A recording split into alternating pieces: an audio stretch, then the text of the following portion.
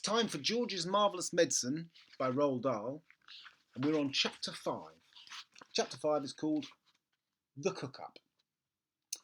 In the kitchen, George put the saucepan on the stove and turned up the flame underneath as high as it would go. "George," came the awful voice from the next room, "it's time for my medicine." "Not yet, Grandma," George called back. "There's still 20 minutes before 11 o'clock. "What mischief are you up to in there now?" Grandma screeched. "I can hear noises." George thought it best not to answer this one. He found a long wooden spoon in a kitchen drawer and began stirring hard. The stuff in the pot got hotter and hotter. Soon the marvellous mixture began to froth and foam.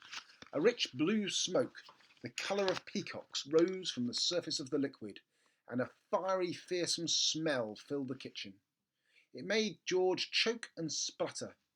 It was a smell unlike any he had smelled before. It was brutal and bewitching smell, spicy and staggering, fierce and frenzied, full of wizardry and magic. Whenever he got a whiff of it up his nose, firecrackers went off in his skull and electric prickles ran along the back of his legs. It was wonderful to stand there stirring this amazing mixture and to watch it smoking, blue and bubbling and frothing and foaming as though it were alive. At one point he could have sworn he saw bright sparks flashing in the swirling foam. And suddenly George found himself dancing around the steaming pot, chanting strange words that came into his head out of nowhere. Fiery broth and witch's brew, foamy froth and riches blue, fume and spume and spoondrift spray, fizzle, swizzle, shout hooray, watch it sloshing, swashing, sploshing, hear it hissing, squishing, spissing, and Grandma better start to pray. Chapter 5. Brown Paint. George turned off the heat under the saucepan. He must leave plenty of time for it to cool down. When all the steam and froth had gone away, he peered into the giant pan to see what colour the great medicine was now.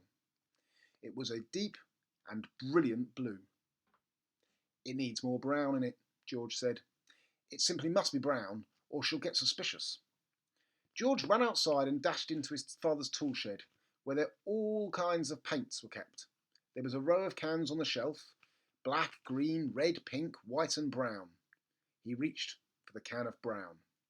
The label said simply, "Dark brown gloss paint, 1 quart." He took a screwdriver and prised off the lid. The can was about 3/4 full, so he rushed it back into the kitchen and poured the whole lot into the saucepan. The saucepan was now full to the very brim. Gently, George stirred the paint into a mixture with a long wooden spoon. Aha! It was all turning brown, a lovely, rich, creamy brown. "Where's that medicine of mine, boy?" came the voice from the living room.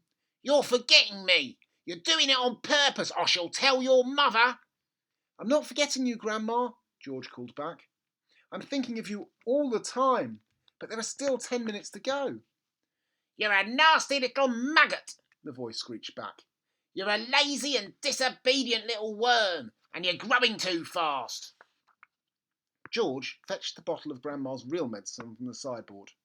He took out the cork and poured it all down the sink. He then filled the bottle with his own magic mixture by dipping a small jug in the saucepan and using it as a pourer.